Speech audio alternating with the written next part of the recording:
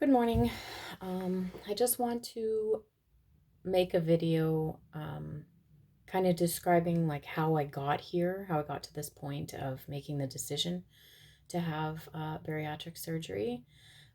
Just kind of, I guess, a history of how I got obese. I got the title of morbidly obese. It doesn't happen overnight. I think for me, I started off a normal child, but genetically more predisposed to being obese. Both of my parents are considered obese at the moment. My dad has gone up and down yo-yoed my entire life. He's been on the same, if not more, diets than I've ever tried. You know, all of the Weight Watchers and the Jenny Craig and all that stuff.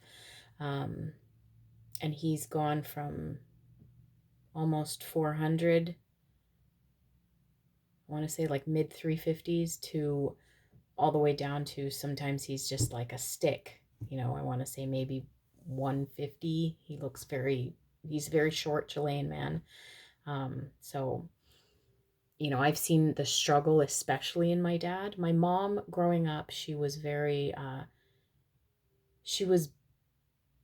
I would say that she was more on the chubby side, but not until after, closer to menopause, I would say she started to gain excessive weight and became much less more mobile due to arthritis and things.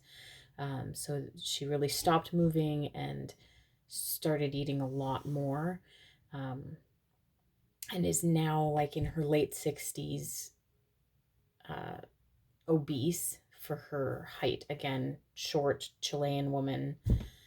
She's built like an apple. She's round and skinny little legs. Um,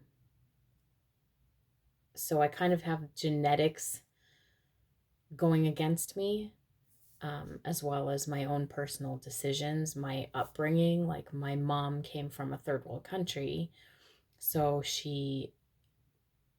well, both my parents did, but my dad was fairly well off in Chile.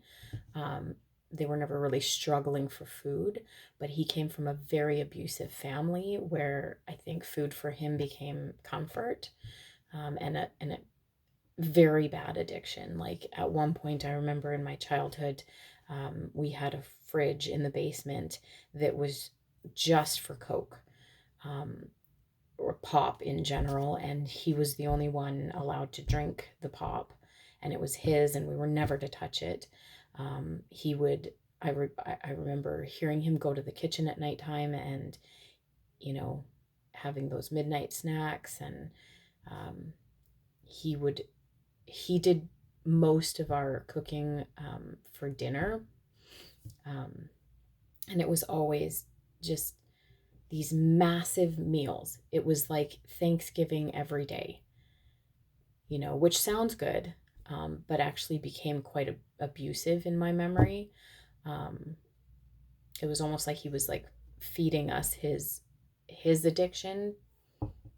Um, so that's kind of where things started to go wrong for me. Is I remember my mom didn't work.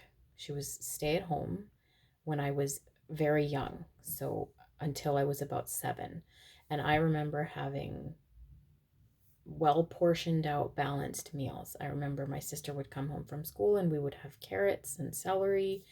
And then I never felt like engorged or full or uncomfortable, you know, overeating. I remember, like any kid, enjoying things like ice cream and cakes, but dessert was never like a big thing in my house. And then my mom started working when I was 7, and everything sort of went downhill from there. My dad became in charge of cooking, and I remember breakfast sort of wasn't really important. I was 9 years old when we moved to a different part of the city, and I started at a different school. And I remember sometimes eating breakfast, sometimes not. My dad would make lunches for us, but if I didn't like it, I wouldn't eat it. And then I would walk around my class looking for any scraps from people who didn't want to eat their lunch. Um, so yeah, sometimes I wouldn't eat breakfast, sometimes I wouldn't eat lunch, and then of course by the time I get home, I'm starving, and I would eat whatever I could. And because my dad was um, now at this point, my dad's working, my mom's working, so my older sister was in charge of feeding us, and so every lunch was ramen noodles or mac and cheese. And food for me, I would say from about 9 years old, food was about dinner. It was about eating as much as you possibly can at dinner. And this is where I was talking about some abusive things that were happening. Was my dad was very stressed about work. He was also a union rep. Um, and he brought home a lot of that frustration about work. And my mom was also not around for dinner most of the time. We would be eating dinner and he would go pick her up and be home by the time we were done. So there, dinner became very stressful for me, because my dad would start to get very angry if we didn't finish food. And then it became to the point where, this grown man was overeating. He's obese. He's eating a certain portion of food. And if we, as little children, weren't eating that same portion of food, he would get angry with us and he would tell us, he would do you have to finish everything that's on your plate, not realizing that everything on our plate was enough for a 40-year-old man and not a 10-year-old girl. So dinner became something you kind of just did and got out of the way,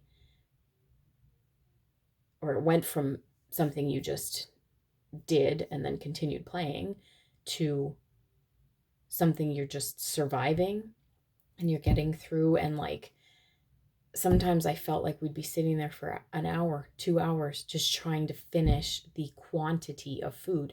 And then it became not you just have to finish what's on your plate, but we have to finish what's in the pot or in the pan. So we have this huge pot full of spaghetti, and there's three of us girls, and we're trying to finish an entire pot of spaghetti because dad said you have to finish it. He used to force feed us in our mouth, and if we weren't chewing fast enough, he would come and do this to our face to make us chew. So food became stressful and emotional, and you'd think that I would not want anything to do with it, but because I was so hungry throughout the day, I wanted that. And it just became, I think, kind of preteens is where it really set in, where food is becoming an addiction at this point. At 15 years old, I started to work at A&W. I was a loner, a total loner at this point. I had lost my friends for different circumstances. Um, I started working at the cafeteria in school because the lunch lady got sick of me begging for food after everyone else was gone. And we were allowed to get kind of the meal of the day as our payment for working. But then I would also, throughout my shift, I would be stealing food and hiding it in my backpack. So I would have probably 3 meals for lunch and then go home. And, when I was 15, like I said, I started working at A&W. I would eat these massive lunches at school in the cafeteria, and then I would go home and eat before I went to work. And then at A&W, I would start sneaking food while I was eating, or sorry, while I was working. My life was food. I had no friends. I had no support. My home life was a mess. My parents were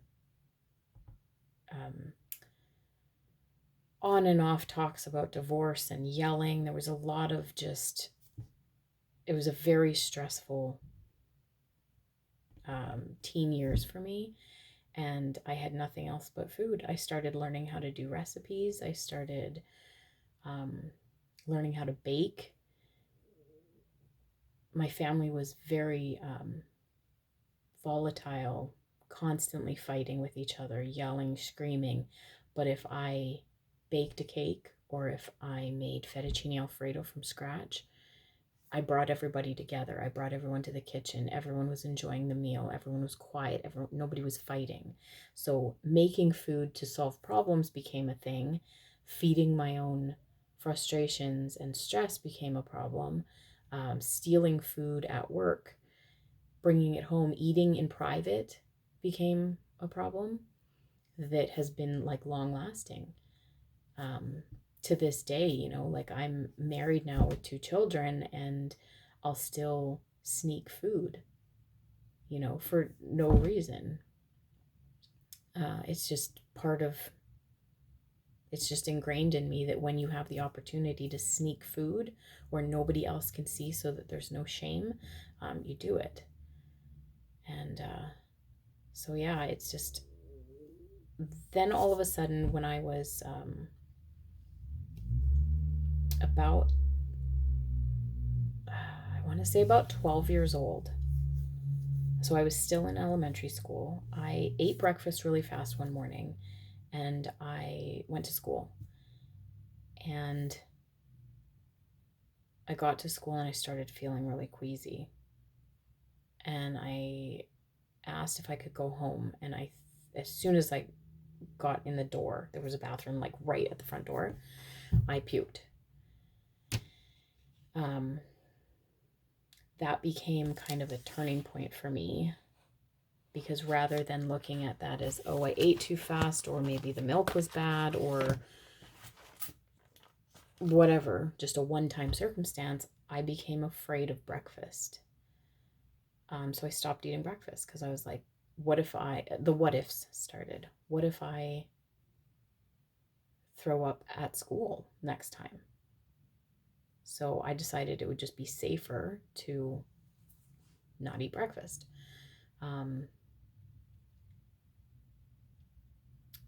Fast forward a few years, I'm in high school and I ate this huge, delicious, cheesy tuna melt.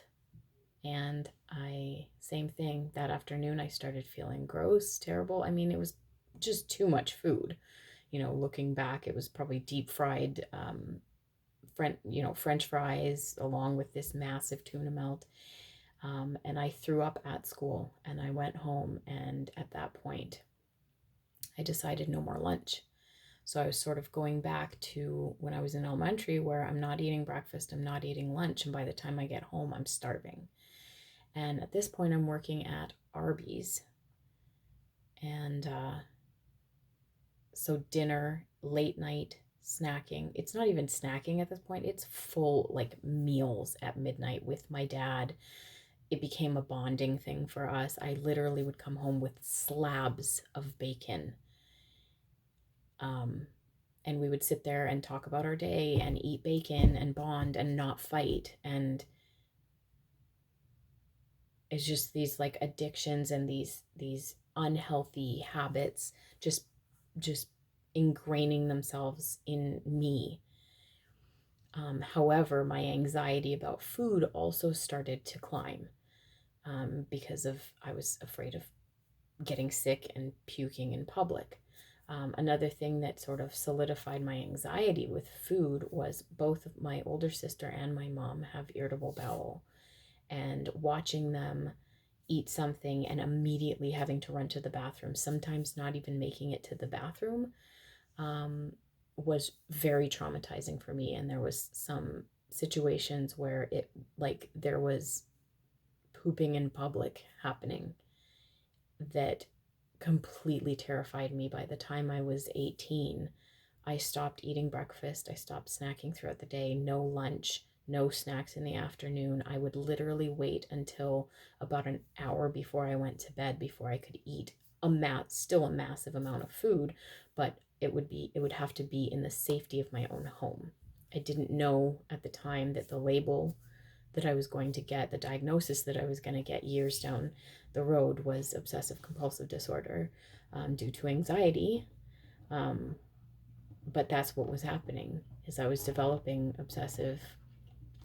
an obsessive compulsion to control what I ate, when I ate, due to my fear of what if something happens. And so by the time I was 18, I was only eating dinner. And then I decided to go to college, and because it was a new environment, I didn't know anybody. I had to share a bathroom. All of it became too much for me, became terrifying for me, actually, and I developed anorexia for about 6 years.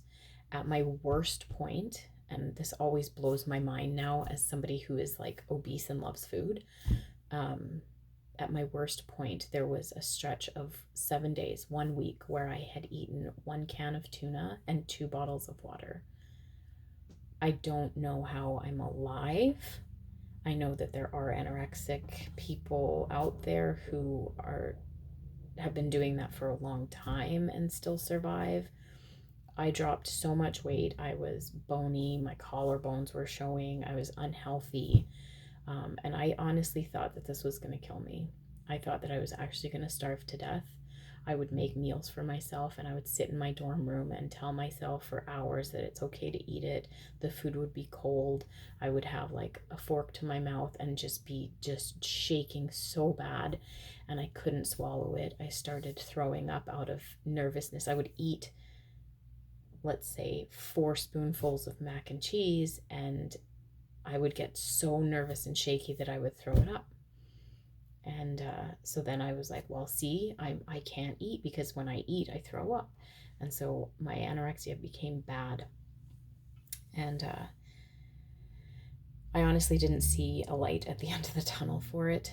And then in 2009, I had a mental breakdown, I guess. I think they called it a psychotic episode. I lost 2 days, and I was basically kind of forced after that to go to counseling and to I promised I would go to counseling, but I still didn't at that point. I thought counseling and mental health and all that kind of stuff was for weak people, and I'm fine. And so I decided to just do pharmaceuticals and just try antidepressants. And I remember my doctor, when he prescribed the antidepressants, he said, just to let you know, you're probably going to gain at least 20 pounds. And I was like, huh. And boy, howdy, that 20 pounds turned into 40 pounds, turned into 60 pounds. And basically, that became my life. I was cured from anorexia, but then I totally went the other direction, and I was eating, and because I wasn't dealing with my mental health issues, I was just shoving pills at them. Um, then I became uh, food addicted again. However, if I did eat, I wouldn't leave the house still. So I still had the anxiety about food, but then I became a binge eater. So I wouldn't eat throughout the day, and then again, crazy eating at night. Weekends, I wouldn't plan to leave my house, and I would just binge eat. Um, Gained a lot of weight. So yeah, I would just like to say also, kind of briefly, just because I'm not super into talking about them in this kind of a public setting, but there has been sexual abuse in my past as well when I was 10 years old, and also just after graduating college, there was an assault. So I I am very well aware that those kinds of traumatic events can have a huge role to play in addiction and needing to cope with, alcohol, drugs, food, whatever it is. And my addiction for sure was food. So just kind of briefly want to skim over that without getting into too many details. There's been a lot of trauma in my life, and I'm an introvert, I'm an empath. I take on other people's pain um, without having a very healthy way of releasing any of my own. So um, I think that has a role to play in weight gain as well. So, anyways, back to my journey. When I started gaining weight after taking antidepressants, That's when I noticed, my boyfriend, fiance at the time, started to notice as well that, okay, wow, she's eating, she's putting on weight. And then I felt very judged at that point. So I started doing things like Jenny Craig. I tried Nutrisystem. I tried Weight Watchers. We moved to a different province right now. All of this was happening in Alberta. Um, and then we moved to Manitoba to kind of get away and uh, start from scratch.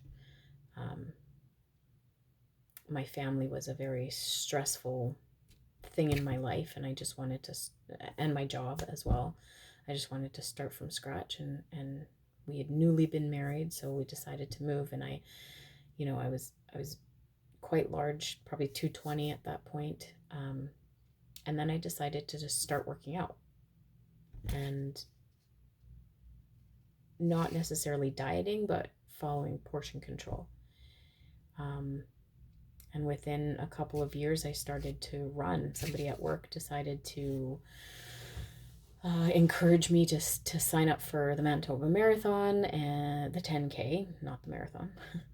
um, and I did, and just kind of by accident training for a 10K, I lost a whole bunch of weight, and I was looking good. Um, my husband didn't notice, didn't compliment me, didn't say anything at all about my weight loss.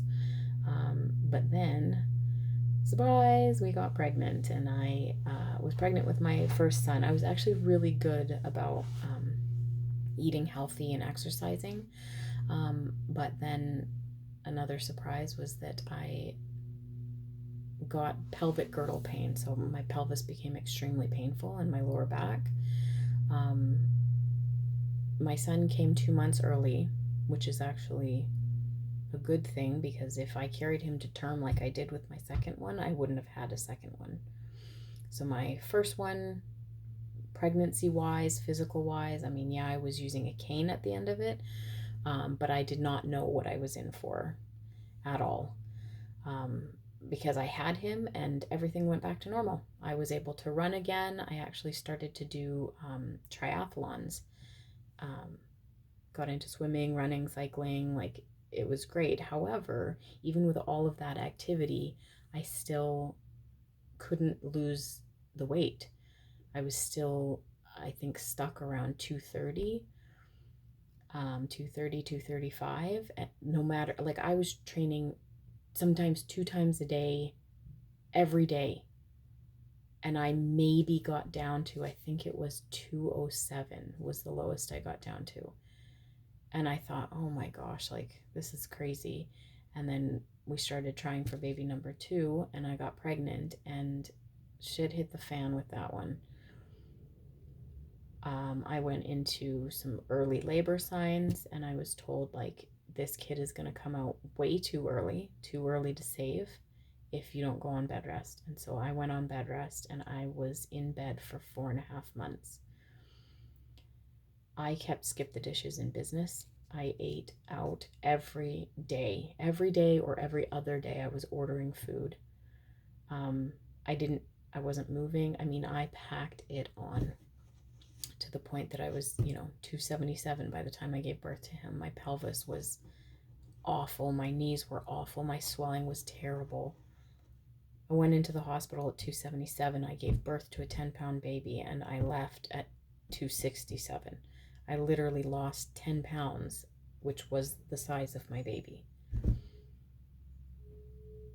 And it took about a year to get another 10 pounds off, so about 250. And then another year to get down to 235. And this is with, again, Weight Watchers, dieting, cutting food out. I tried anorexia again. I tried to just stop eating, all the while exercising like crazy, supplements, and just losing my mind. And so I just knew where this was going, and that I can't do it on my own. I had a friend at work who had gone for the procedure, and she was she was over 300, I'm assuming. And then I had another, like, one of my best friends, also over 300, have the sleeve done. And I just, I always felt like you had to be, there was this like rule that you had to be like over 300 pounds to consider it. Or like you watch those shows like My 600 Pound Life, and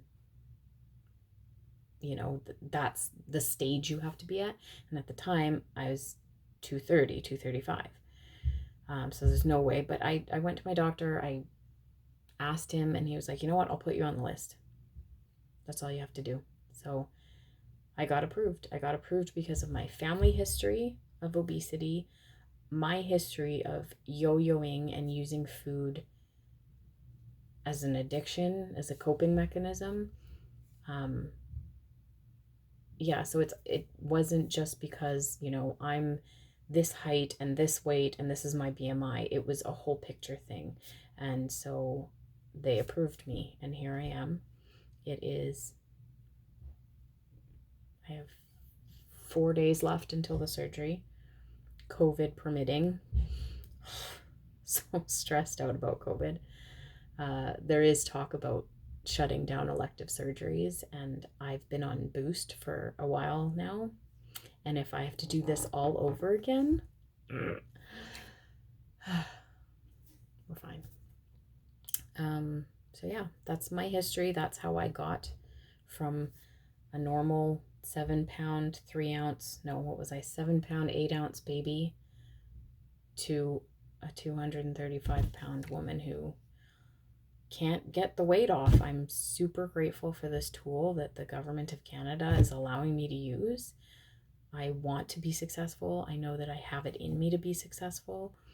I am worried about things like my obsessive compulsive disorder and my anxiety getting me a little too far, or my all or nothing thinking making me feel like I'm just going to fail. So there's a lot of things that are going to happen over the next year, but I'm excited to just get some weight off and just feel capable of being a normal human being. Not that being big is not normal, it's just hard on me. It's so hard on me physically. I get amazed. So I've said that my family's obese, and I've watched my dad suffer. I've watched my mom, get bigger and bigger and bigger over the years. I also have 2 sisters. My sisters are bigger than me. One of my sisters is probably 10, 15 pounds bigger than me, and she's been big for a long time. My younger sister yo-yos a little bit, but she is bigger than me. Very different body shape, like the big bum and the hips and the small waist and whatever. But these 2 girls were born with a self-esteem that just amazes me. Like, they are big and beautiful. Like, they love their bodies. They idolize their bodies, and men idolize their bodies because they're so confident. They don't seem to me to walk around in pain and with all these health issues. And some people are just big and great at being big. I'm big and I suck at it. I suck. It's torture to be this big. So for me, this tool I'm so grateful for it, and I hope that it works. All right, thanks.